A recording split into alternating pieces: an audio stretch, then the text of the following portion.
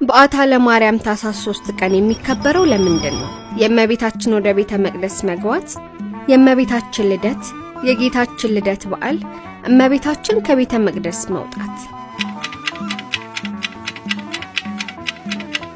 የእመቤታችን ወደ ቤተ መቅደስ መግባት። ስለ በዓታ ማርያም ሁሉም ክርስቲያን ሊመልሳቸው የሚገባ 10 ጥያቄዎች። ስንት እንደመለሳችሁ በኮሜንት አሳውቁን። ፎሎ በማድረግ እንጀምር። ቅድስት ድንግል ማርያም ወደ ቤተ መቅደስ የገባችው ስንት ዓመት ሲሆናት ነው? 1 ዓመት፣ 2 ዓመት፣ 15 ዓመት፣ 3 ዓመት?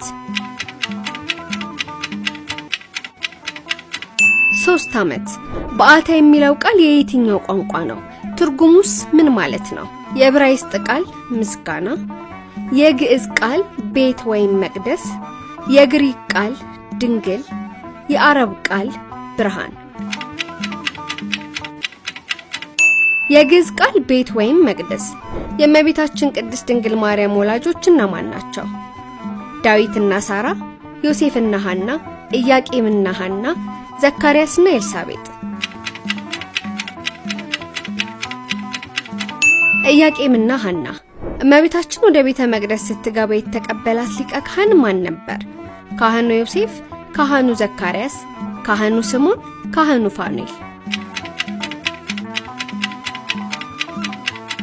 ካህኑ ዘካርያስ። ቅድስት ድንግል ማርያም በቤተ መቅደሱ ስንት ዓመት ኖራለች? 3 ዓመት፣ 7 ዓመት፣ 10 ዓመት፣ 12 ዓመት? 12 ዓመት። እመቤታችን በቤተ መቅደስ ሳለች ትመገብ የነበረው ምንድን ነው? ከወላጆቿ ቤት የሚመጣ ምግብ፣ ሰማያዊ ህብስትና መጠጥ፣ በካህናቱ የሚሰጠው ምግብ፣ በዚያው በቤተ መቅደስ የሚበቅል ፍሬ? ሰማያዊ ህብስትና መጠጥ። እመቤታችን ቅድስት ድንግል ማርያም በቤተ መቅደስ ይመግብ የነበረው መልአክ ስሙ ማን ነው? ቅዱስ ገብርኤል፣ ቅዱስ ሚካኤል፣ ቅዱስ ሩፋኤል፣ ቅዱስ ፋኑኤል? ቅዱስ ፋኑኤል። እመቤታችንን እንዲጠብቅ ምልክት የተደረገበት ሰው ማን ነው? ካህኑ ዘካርያስ፣ ቅዱስ ዮሐንስ፣ አረጋዊው ዮሴፍ፣ መልአኩ ፋኑኤል? አረጋዊ ዮሴፍ። እመቤታችን ቅድስት ድንግል ማርያም ከቤተ መቅደስ የወጣችው ስንት ዓመት ሲሆናት ነው?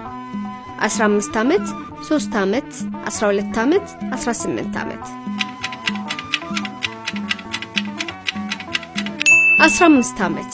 ተጨማሪ ጥያቄዎችንና ለምላሾች በቂ ማብራሪያ ለማግኘት የዩቲዩብ ገጻችንን ይከታተሉ። ዝግጅታችንን ከወደዳችሁት ላይክ፣ ሼር እና ፎሎ ማድረግ እንዳይረሳ። መልካም በዓል ይሁንላችሁ።